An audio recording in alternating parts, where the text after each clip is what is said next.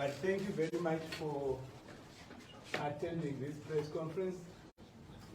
We postponed it yesterday, but we've then been able to have it now, given that the fourth episode has been aired.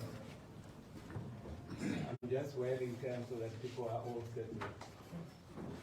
I'll do three things. The first thing is I'll explain why we have a lawyer addressing the press conference and not the client. That's the first thing I will explain. Then secondly, I will explain certain facts that my client wants to put across to the public and the world. Then thirdly, I will give my client his reaction to what comes out of the documentary, the 4 episodes in the Al Jazeera process. So those three things. First, it is permitted by the law of any country that a person can act through their lawyer. It's a very established process. Lawyers are trained exactly for that purpose. They act on behalf of people, and they don't only act in the courts of law, they act in and outside the courts. So it is perfectly permitted by established systems around the world that a person can send their lawyer to say what they would want to say. When the lawyer is coming and saying these things, the lawyer is merely speaking on behalf of their client. We are not defending each other here. I'm just here to say what my client is saying. That's number one. Then I come to number 2.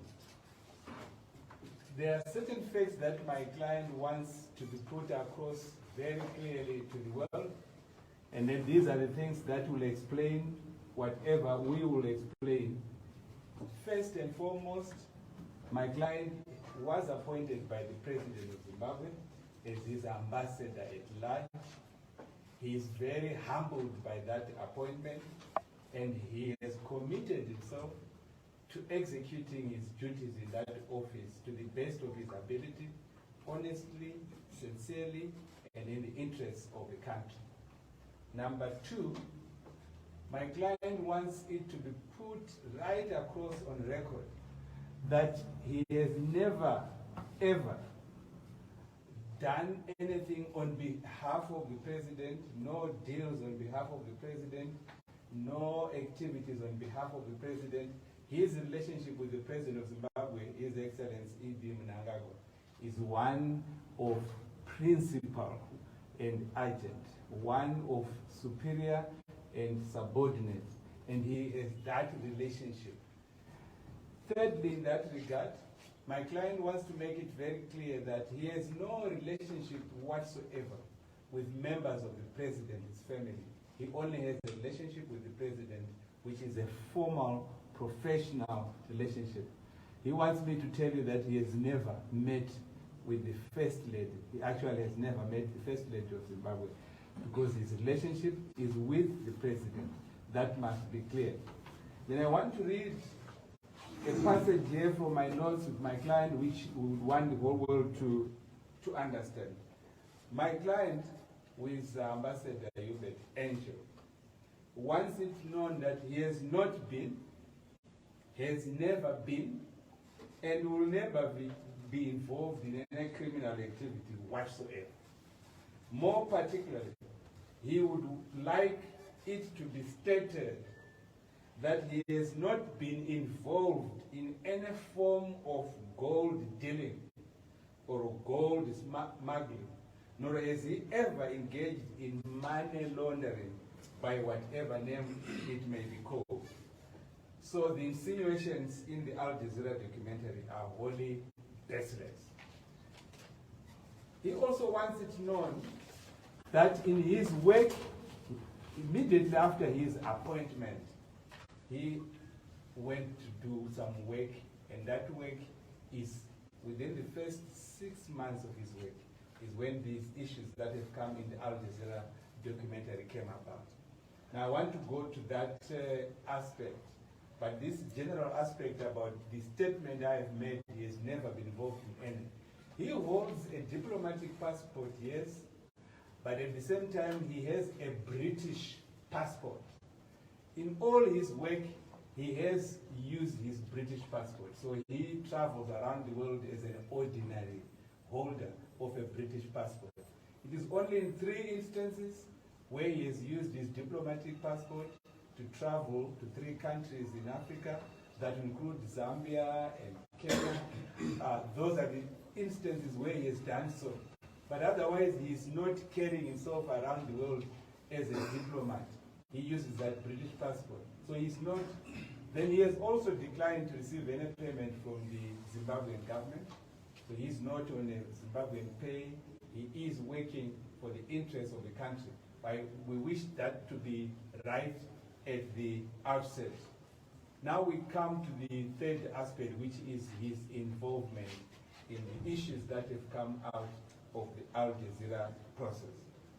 Now I want that to be clear. I will not be handing out the statements I'm reading from. These are just notes. So you have to rely on what we are saying. The position is this. As soon as my client was appointed, it was made known to the whole world that he would be the president's ambassador at large. There were several people in Europe and other parts of the world that wanted to do investment in the country with his facilitation. That is a fact. And then among those persons were people that were genuine and those that were not genuine. But he has facilitated these investment opportunities. Sometime in 2021, when the president was attending COP26 in Scotland, there were a group of persons who now appear and feature in the Al Jazeera documentary, who approached the persons working with my client. My client has an office as an ambassador at large, so he has a team of people, a few people that are his assistants. So through one of his assistants, these people approached my client wanting to see the president and have an investment discussion with the president of Zimbabwe. These people were already in London, and the president was attending COP26 in Scotland. When my client was approached by one of his teammates, he made the usual checks with his subordinate to find out how much they knew of these people. He was advised by one of the person involved that they had been in touch with them for a period in excess of 2 years or whatever. They knew them very well. On that basis, my client then thought he could facilitate an interaction between those persons and the president. The rule of practice is that they were going to check what are called security checks. Who are they and so on. And these security checks had to be undertaken through the national intelligence framework of this country. So the intelligence framework of our country was checked. The intelligence advised my client that they had serious doubts about the persons, they had serious suspicions about the persons, and that it was not advisable right at that stage for those persons to meet the president. In fact, national intelligence discovered that those persons intended something very dangerous, not just to the country but to the president, that their aim was at the president and whatever. So the position which was discussed, this interaction then led to what we are calling a classified national intelligence assignment, which meant that a decision was taken with the intelligence authorities that my client would play along. He would not cancel his interactions with these persons. He would meet them and meet them as if he was going to make arrangements for them to meet the president and for them to be able to do investments in Zimbabwe. So it was in the context of a national intelligence operation. Zimbabwe wanted to gain intelligence out of it, wanted to see how far its enemies could go and what their agendas were. And these were issues to do with that. That is the context. Now, I should emphasize at this stage that even as I'll give you a few more details in respect of that, so that I explain what my client is saying in respect of what is coming out of the documentary, that ordinarily these things are not told to the world, these things are not told to the public. But because of the intensity of the Al Jazeera documentary and its implications on the integrity of the operations of governmental systems in this country, my client felt obliged that he has a moral obligation at least to give an indication of what was going on. So in terms of then playing along, we want to stress that my client says even as they were going to play along, there was also somewhat a possibility that these persons were not what the intelligence thought they were. So you would find that in some respects, there would have been some element of doubt at some interactions as to, are these people what we think they are and we are playing along, or they are genuine? So there will be actions by my client in the documentary which might not be consistent with the explanation that he was playing along and acting along. This is the point that we wish to make. There was some element of doubt in some respects, but largely and almost mainly the actions in the documentary are consistent with a classified national intelligence operation which was meant to see how far they would go. Now, what then happens? So in that documentary, all the things that I said, no one was phoned. I'll give that as an example. So there was no call to the First Lady, for example. There was no call to Henrietta Bishwaya. These were decoys that were put in an intelligence operation. So even the statements that you hear, they are not real. That's the explanation coming from my client. If you were to put it very boldly or mildly, but in a mild way, they were acting alone. It's unfortunate that, according to the version we are putting, it's unfortunate that it is national security issues that are then played in the public because of the agenda of these people, which agenda then forces issues that ordinarily would not be put on the table to be put on the table.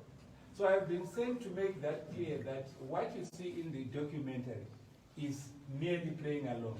There was never a time, never, according to my client, where people were requested to pay money to see the president. That is false. It would have been part and parcel of a process.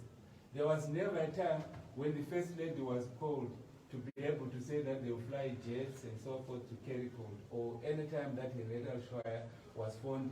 Every part of the process you see, it is part of that aspect which comes in. If there are a few instances that are not directly consistent with that, I've watched them, I've discussed them with my client to get an explanation as to what it said.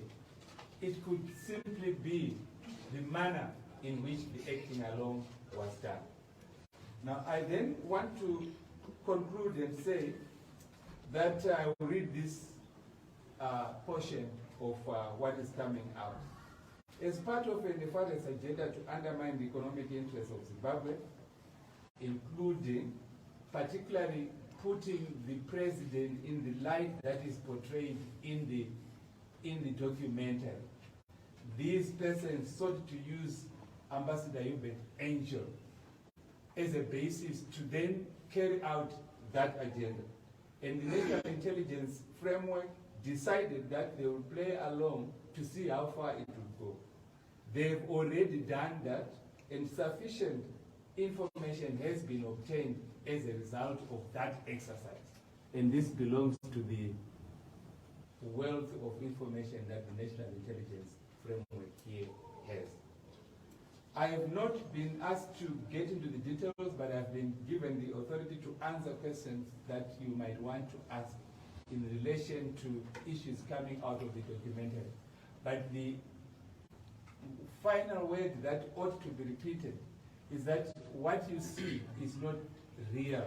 What you see is real acting, going along as part of a classified intelligence framework.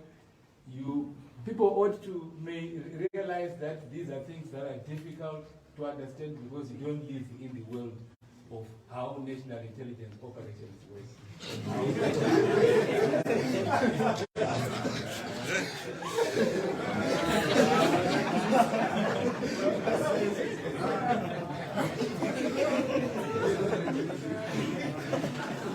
And the only persons that can really seriously contradict that, anyone who operates in that world would understand what we are saying and would understand the difficulties that we have if we have to say it out. Ordinarily would have ignored that and leave it to the processes that are there. So I think I should make that very clear and make that clear as well. He has never worked for the president. There are no deals that are done between the ambassador and the president or the president's family. The president's family was never involved at any stage, and all the things associated with that coming out of the documentary are really acting alone. I would say that I couldn't get an Ndebele expression for it, and you will forgive me for that. But Mishona, there is a saying that Wanyangira ya ona. So this is what would explain. So Wanyangira ya ona, Wanyangira ya ona, inenge chingo kuona, uchingo but this is the version that is coming from my client, which we thought we should put across to the public. He's totally doing his work to the best of his ability. He's not involved in any corrupt activity of any sort, and he has never dealt with the movement of gold in any way, whether the formal or informal movement of gold. All what you see in the documentary in relation to him is playing along, and that all the conversations, I think I also listened to some of them. The voices that you hear there, clearly if you know the persons involved, they will not be their voices. That is all. I should thank you very much for the framework that we have put out. I am the one who say yes, so I start here. Okay, thank you very much. I'm Chafaza Kazino. You said whatever that your client was doing, what was portrayed of him doing in that document, that was part of the national classified intelligence operative, right? So my question is the prophet working for the intelligence now, and is he also speaking on behalf of the intelligence agency? Because I'm sure if this involved the intelligence as an entity which stands alone on itself, it would have ought to respond. Thank you very much for that question. I think the question is very good in the sense that it gives me an opportunity to say the intelligence never addresses the media.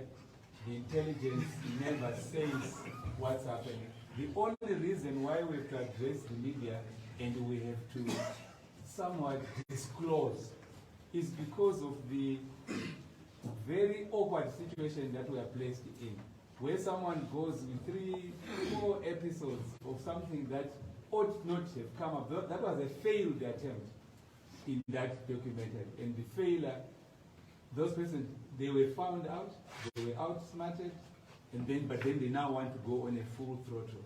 So we have to just come out, because if we don't say what we are saying, my client feels very strongly that people would think he is a gold smuggler, he is a corrupt person, and that between him and the first family or the president, there are dirty things happening, and there is nothing like that. So he is both exonerating the first family, everything that, because if you look at especially the last one that we were watching today, it's all about the president and his family, and all about linking. That was the initial agenda which made my client to then ensure that those people would not see the president. And so if the national intelligence people don't speak out, they don't speak out on these issues. And this, we're not sure how they will react to the fact that my client felt he has to come out and say these things. Yeah, so it's just a follow-up. The reason why I ask this question is for us to be sure, because I'm very much aware that the client doesn't address the media, but here your client is disclosing to us that no, there was actually an operation So can we say he's speaking on behalf of the intelligence? He's not disclosing this information to us. We didn't know that there was an operation in play. Well, he's not speaking on behalf of the intelligence. He's speaking on his own behalf to show to the world that he's not corrupt. He's not a gold smuggler. He's not involved in all the money laundering things that are coming out. But that he had to do that because the threat to the national security interests came out of his work. They wanted to use him. He had been appointed. And remember, these things took place, like I said, he had been appointed, I think, 6-7 months into, because the COP26 was in about October, November 2021. He had just been appointed 6-7 months into his appointment. And also, I think the other factor I didn't put across was that all the episodes from episode 1 up to episode 4, they took place over just 2 meetings over 2 days in the UK. And this is quite critical. The impression created by the episodes is a long, winding interaction by people that there are other players in the documentary. I'm speaking on behalf of my client. So he's not coming here to say that necessity demands that he has to disclose, whether it's allowed to do or not. But surely, if he doesn't say so, you would think that Ambassador Uebert Angel is some gold smuggler or someone. He has never done that in his life. That's what he's asked me to let the world know. Yes. Thank you very much. So I'll come to that. My name is Tyson.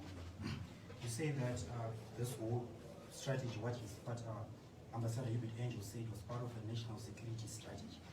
But then last week, the RBZ froze his bank account, saying they're investigating his involvement in gold and money laundering.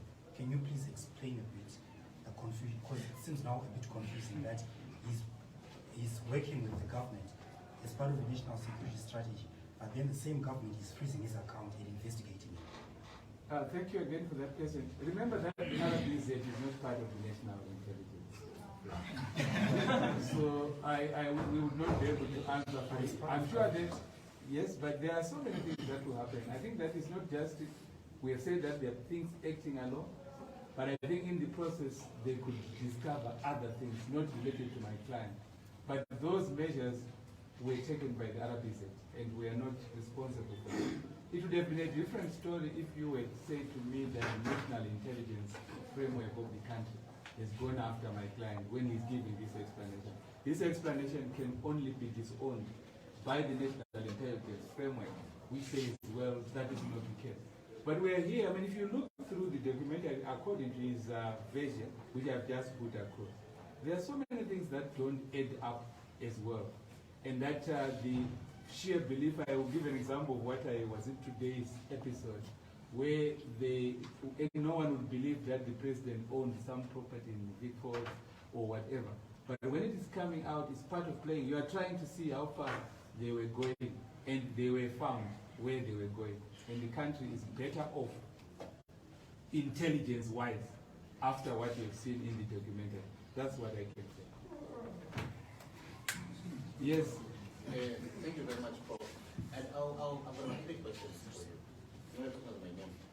Number 1, at what stage you said that there were 2 days meeting in Japan? At what stage they noticed that these guys are not genuine, and then choreograph everything? And instead that they were able to imitate the voice of Ushuaia within that 2 days. And this happens probably on the first day, looking at the dressing, because the calls that call wearing a suit, which is different from the call next to the first lady. So we're going to look at it carefully. Number 2, which part of intelligence was he working for? MIT, CIO, IU. I believe all these form part of the intelligence unit in this country. And FIU is not part of RBZ, just for your information. It's intelligence on its own, which also probes the RBZ. Which one was he working for? Was he working for the CIO or the FIU or the MIT? Then, if one was to tell you that Ushuaia is confirmed that she received the call, how will your client respond? Or that Scott is confirmed that he received the I do not know myself the structure of our intelligence framework. My instructions are very clear that it is an intelligence operation. I think that they work together.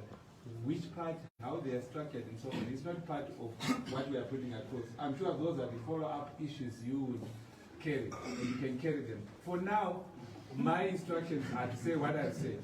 This doesn't stop further inquiries, and this doesn't also stop the fact that at some point, perhaps, you could have other people addressing all these issues followed up.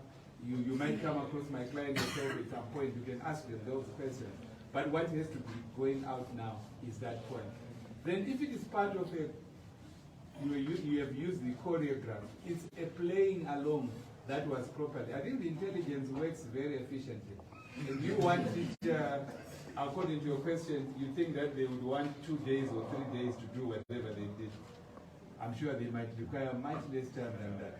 So we don't know. Yes. Thank you so much. My name is Panashe Nondola. I'm a freelance journalist. My first question is, the first statement that was raised by your client, he said at some point he doubted the intelligence that was coming from the security. Is he saying that, or as a country we are at risk, we are at security risk? And my second question is, there are sentiments out there that he was pressured by the first family to claim them or to do this press statement. How would you respond? I think I should respond to both questions.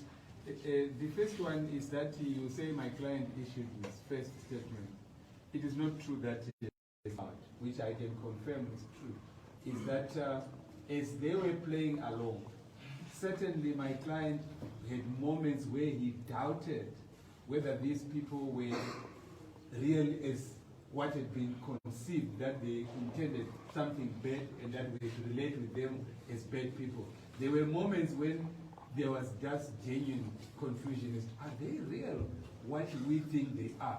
That did happen. And he has to say this, and he's saying it is a man of God as well, and that you must not forget that that is something that we have said we should come out, and I've actually been instructed to say so, that there would be moments where he doubted whether in fact the intelligence framework was correct in characterizing these people as not. So you would have few moments. What if they actually intend to invest? What if they actually intend to real come and build and so on? Those moments were coming from time to time. But those 2 days interactions clearly were on the basis of the intelligence framework that I've indicated. And then I can't go into the details like the other question of what. For me, I would not understand. I'm a lawyer. I certainly would not have the expertise to say how intelligence operates. But there's another portion of your question. He says that my client has been pressured by the first family. I have not interacted with the first family myself, but I have interacted with my client. It's not a 2-day thing. He did actually consult with me quite some time ago, and from the time that I was consulted, we had to wait for the last episode. He took advice from me that it would be most appropriate for him to go to the public after the last episode. And then during that period, he was very clear that he had never had any interaction with the first family the way it is portrayed. No, he had never seen the first lady, and that his only interaction that was with the president. And that he is in this situation once the intelligence framework said that those people must not meet the president, but get to meet them, play along, and let's see. Remember that the country has to be doing these things, and so I'm not qualified, but I think that is a complicated thing when intelligence gets involved. So there's no pressure from the first family as far as I am concerned, as far as I know. And that if there is anything, there is pressure on the part of my client. He feels morally obliged to come out to the public and say what he said, that he has never, and that the first family was not involved in the manner that the documentary is. The issue is not about my client. If you look at the documentary, it is about the president and his first family. It's clear that there is that political agenda. Thank you so much. Is he still employed as ambassador? Yes, very much so. He is still employed in that capacity, very much so. At least up to the last few minutes when I came to the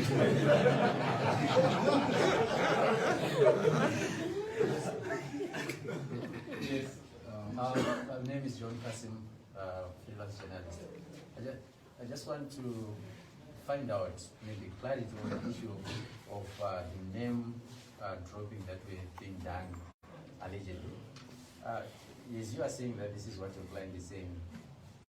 Did he know ahead of time the nature of questions that were coming for him to then rush to his phone, make calls? There's a moment that he rushed, someone took some, these guys aside when they were talking of 1.2 billion or something like that. And the name dropping were being done. Was he aware of the questions ahead of time? Okay, what you are calling name dropping is what we are explaining on the basis of an intelligence operation. And that, I think that if you call it name dropping, you are seeing it as a reality, what's going on there. And that's what we are explaining here, that that is not all what you see is part of this classified framework. And you are playing his part very well there. When it gets out, in fact, I'm taking too many questions, so perhaps I end up saying things that may be out of my instructions. I don't want to be fired, but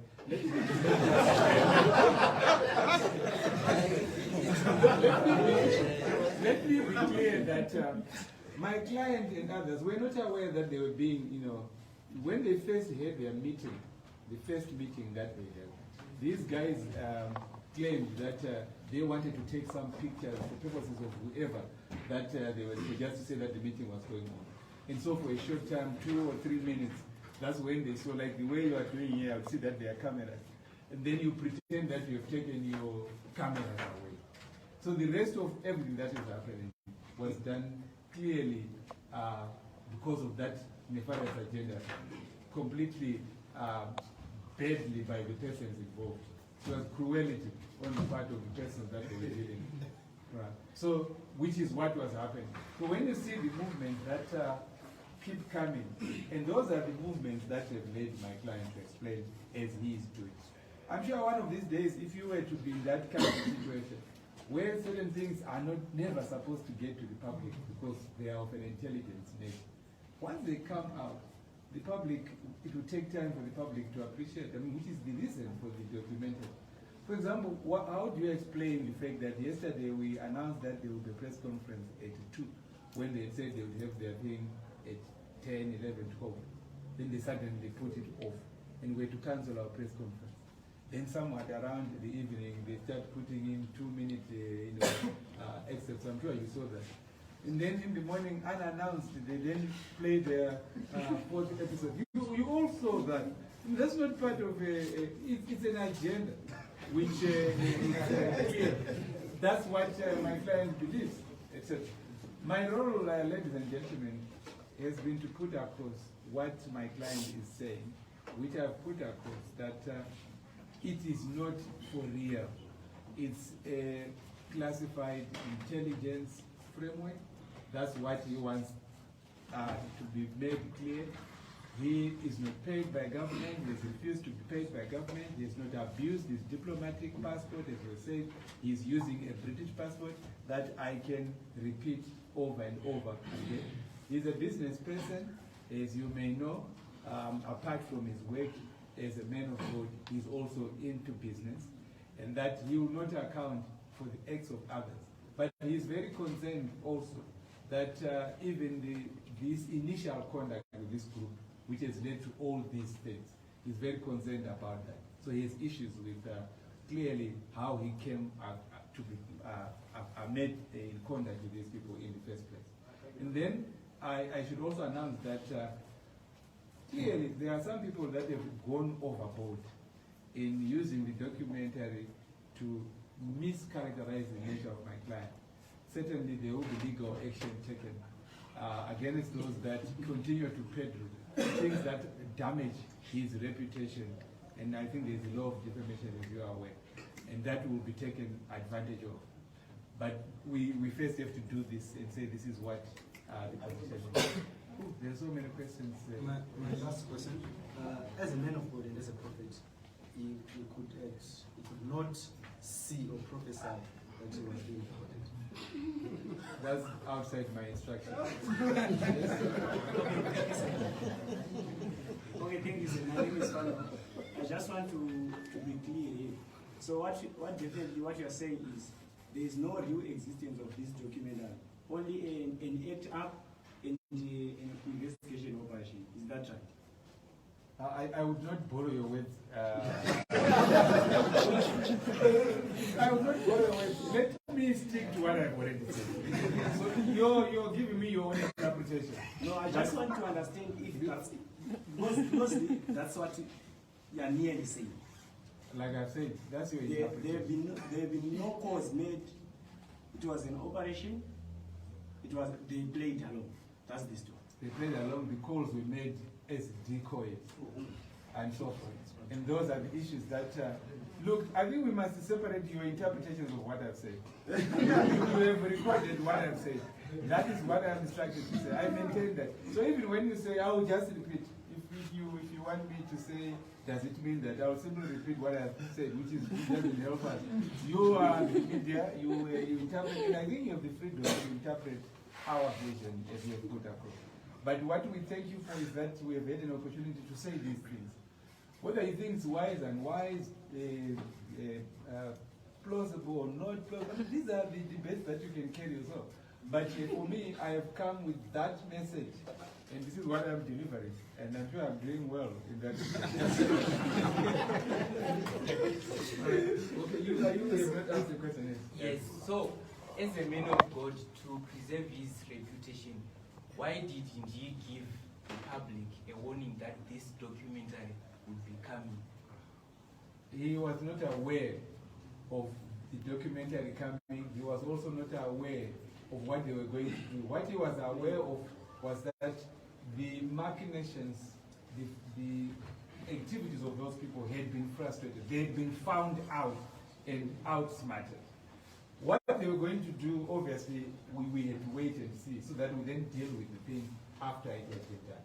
So, I mean, I think the person behind the documentary intended a particular objective. Whether they have achieved it or not, we don't know. They must be in their own world in which either they are celebrating or they are not celebrating, we don't know. But we have no control over what they do. What we have control over is what we are saying now, that indeed there was that approach for my client and his office to facilitate this group seeing the president. Security checks then showed that those people were not intending good things. But it was important for security reasons to actually use that opportunity to get sufficient intelligence information for the interests of Zimbabwe.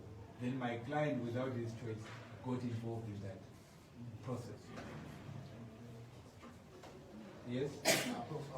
You clearly stated that this press conference is actually to, in a way, to clear your client's name, to represent your client's interests, that he was part of a national intelligence operation, right, which was not meant to be in the public domain, and you clearly stated that you don't represent the national intelligence systems.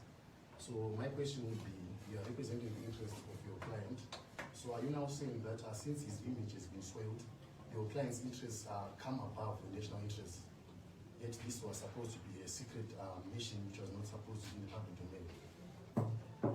Well, I think I hear your question. In fact, the answer to that question is what I say. It is in the national interest that these things now come out. I think that ordinarily intelligence issues don't come out in the public. And then also ordinarily the intelligent people themselves don't say them out. My client is not part of that intelligence framework. But he is saying it, as I said, morally he feels he has to do it.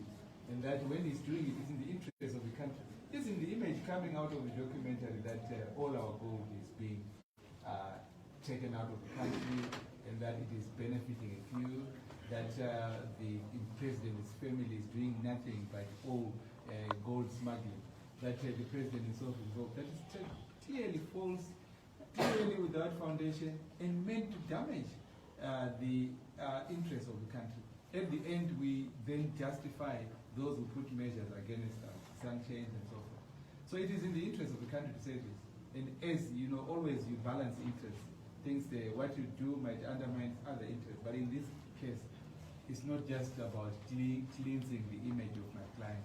It's all about the national interest as well. Yes, it's a question. Yes, my name is Notenda Mnongo. If I'm clear enough, when you made your presentation,